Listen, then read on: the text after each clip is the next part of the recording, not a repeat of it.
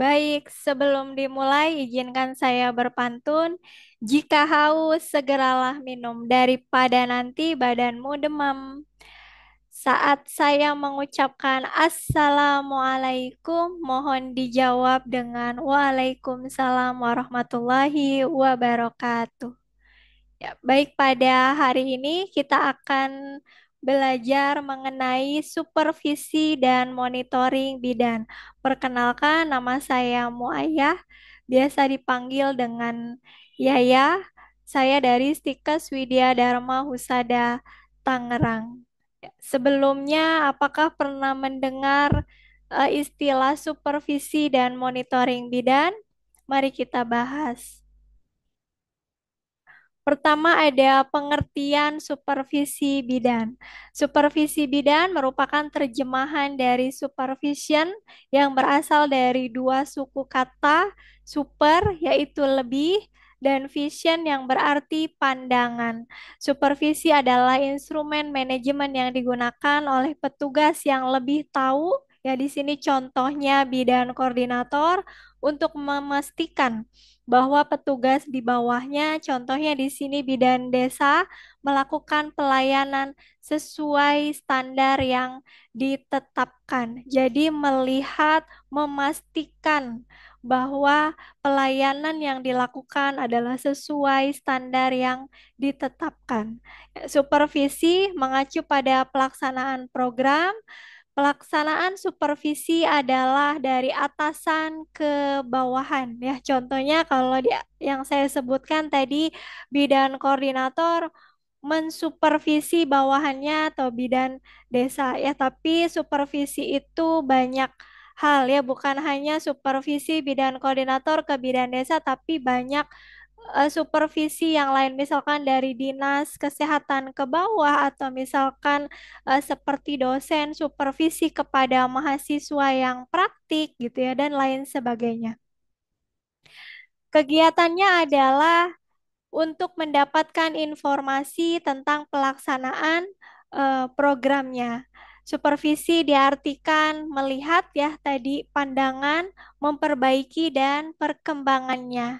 Ya, jadi di sini supervisi itu bukan hanya melihat kemudian mencari kesalahan ya, tetapi di sini mencari temuan ya apa yang tidak sesuai standar, kemudian kita melakukan perbaikan atau memecahkan masalahnya. Supervisi adalah suatu aktivitas pengawasan yang biasa dilakukan untuk memastikan bahwa suatu proses pekerjaan dilakukan sesuai dengan yang seharusnya. Ya, nah ini supervisi untuk memastikan bahwa pekerjaan yang dilakukan apakah sesuai dengan yang seharusnya atau tidak. Ya, bila mana tidak sesuai dengan seharusnya, itu perlu tindak lanjut ya, bukan berarti mencari kesalahan kemudian saling menyalahkan ya, akan tetapi mencari solusinya. Oke, baik. Tugas-tugas tim supervisi ya menjalin komunikasi tentunya dan koordinasi kerja dengan fasilitas kesehatan di bidan dan bidan di wilayah kerjanya, yaitu bisa bidan di Polindes, di Poskesdes, bidan di Puskesmas, ya bidan praktik mandiri, kemudian bidan yang bekerja di rumah bersalin maupun sesama lintas program dan lintas sektor.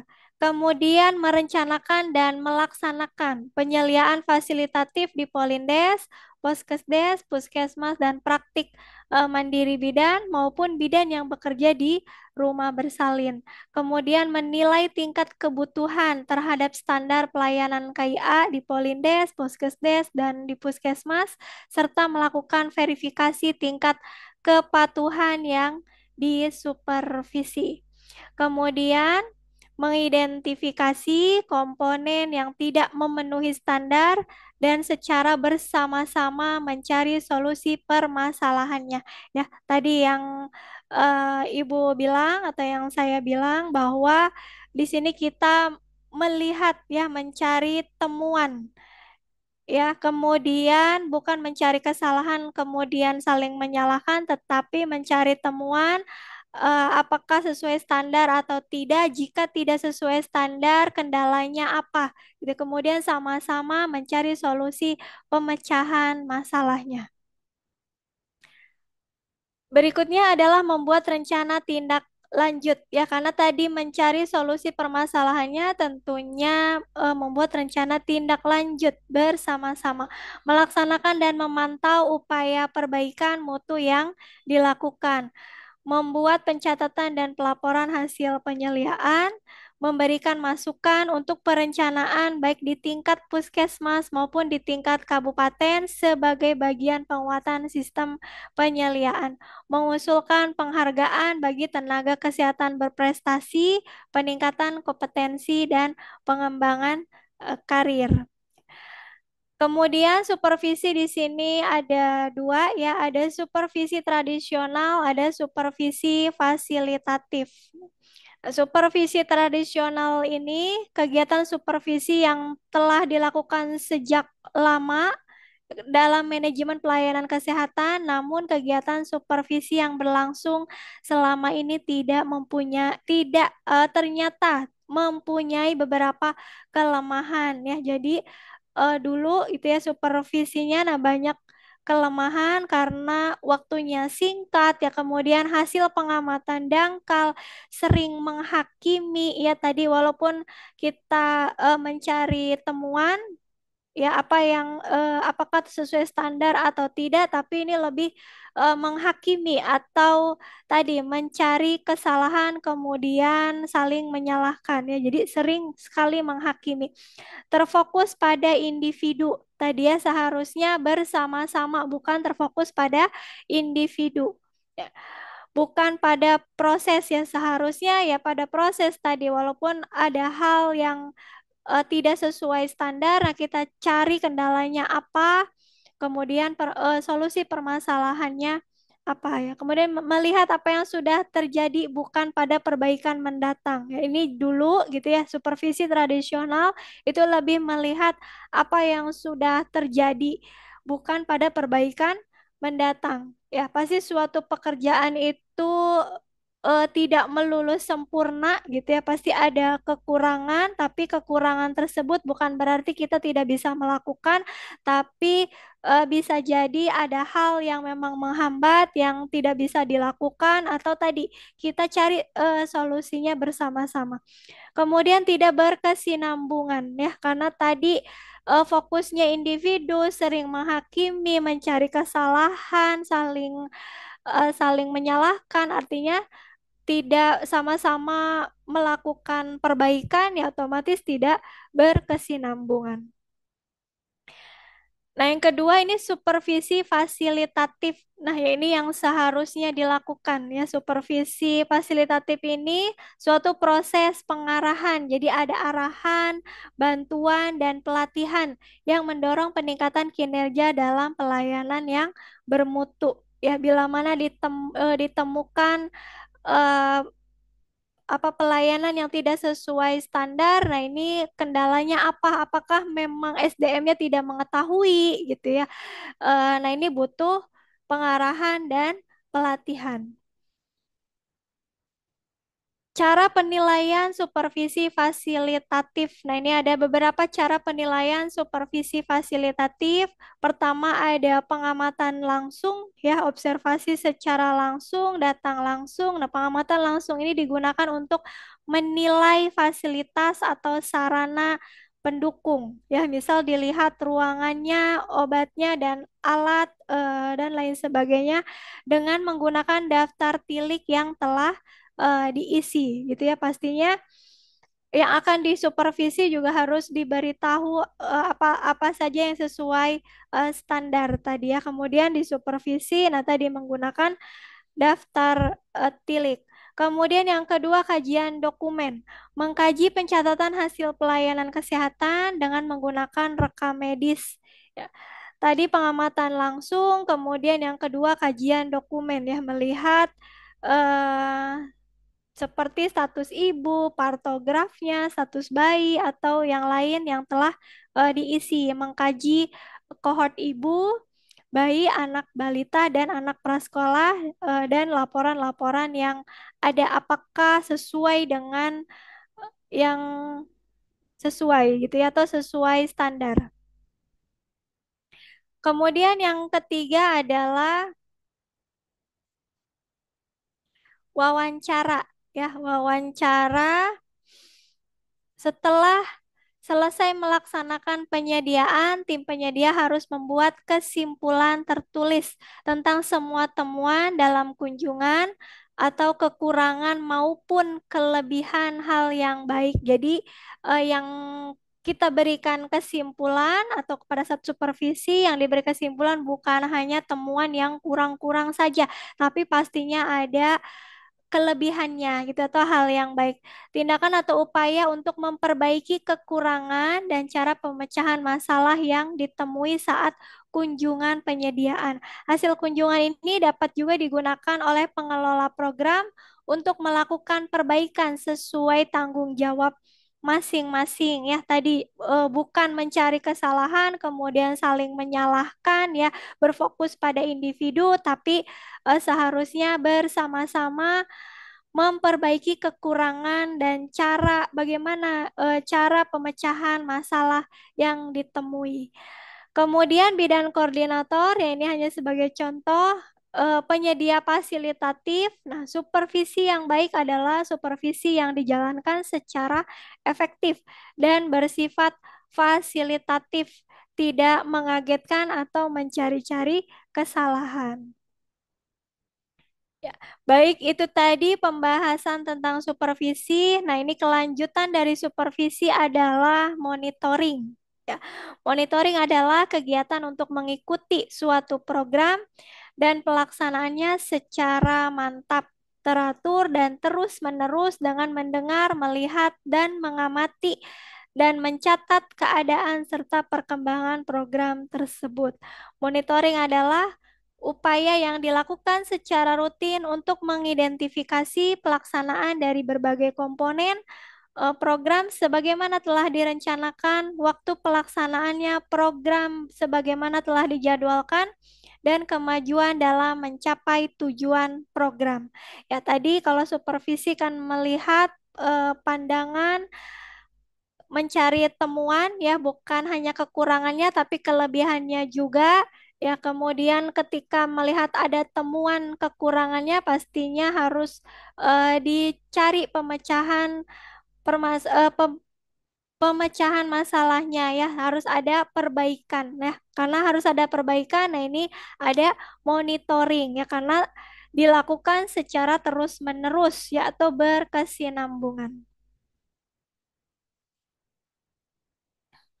Monitoring melacak kinerja yang nyata terhadap apa yang direncanakan dengan menggunakan standar yang telah ditetapkan sebelumnya. Monitoring meliputi kegiatan pengumpulan dan analisis data tentang proses dan hasil dari pelaksanaan program atau kegiatan dan memberikan rekomendasi untuk melakukan tindakan koreksi.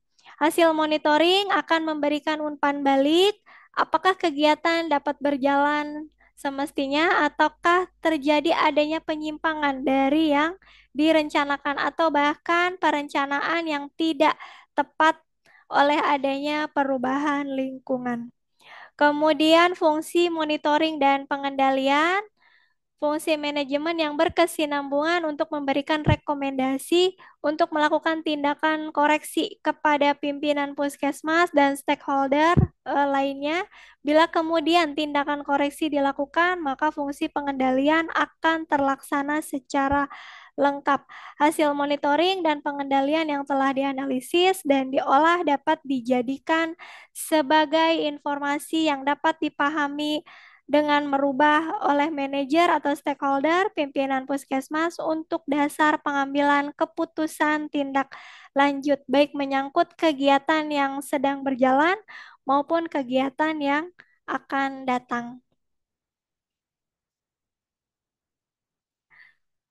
Tujuan monitoring dan pengendalian ya tentunya menjamin kegiatan yang dilakukan sesuai dengan rencana yang telah ditetapkan yang mencakup standar input baik waktu, biaya, SDM, teknologi, prosedur, dan lain-lain, memberikan informasi kepada pengambil keputusan tentang adanya penyimpangan dan penyebabnya, sehingga dapat mengambil keputusan untuk melakukan koreksi pada pelaksanaan kegiatan atau program terkait, baik yang sedang berjalan maupun pengembangannya di masa mendatang.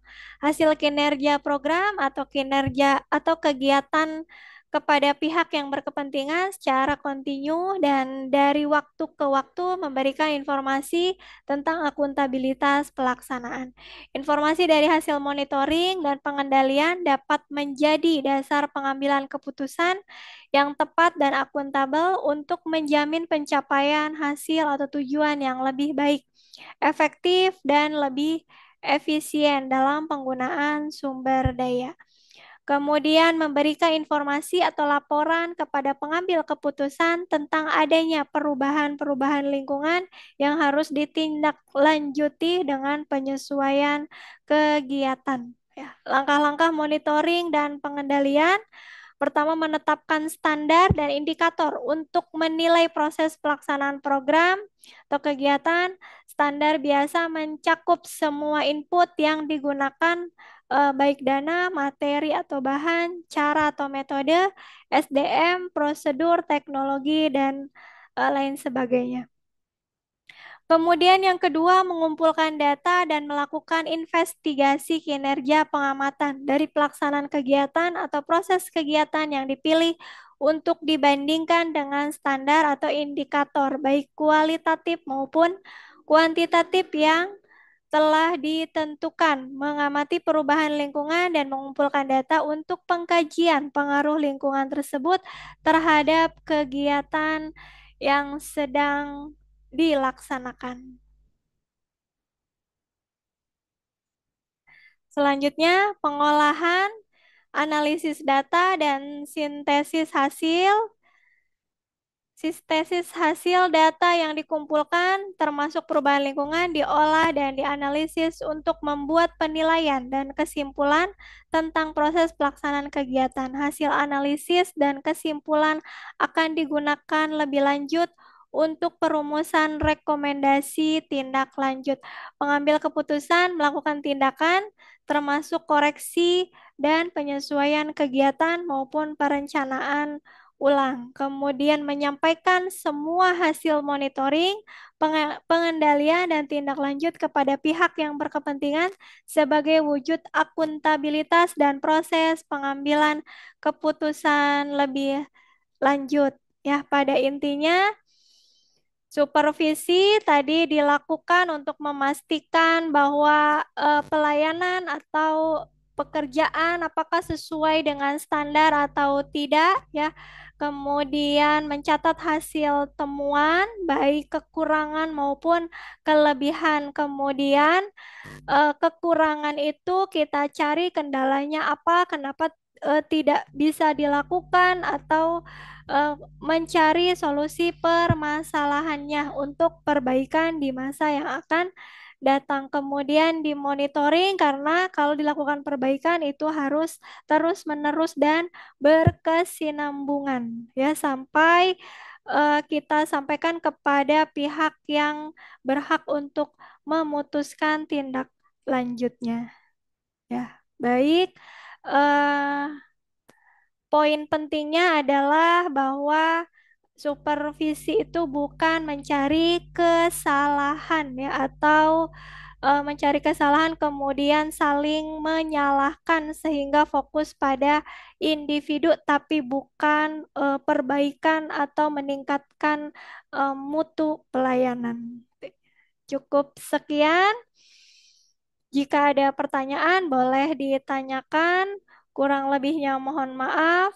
Ya, terima kasih. Wabillahi taufiq walhidayah. Assalamualaikum warahmatullahi wabarakatuh.